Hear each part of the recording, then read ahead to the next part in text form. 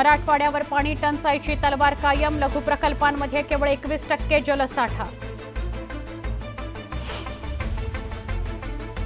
आरबीआयच्या रडारवर state bank of India, ग्राहक हिताच्या सूचनांकडे दुर्लक्ष केल्यानं 1.72 कोटींचा दंड.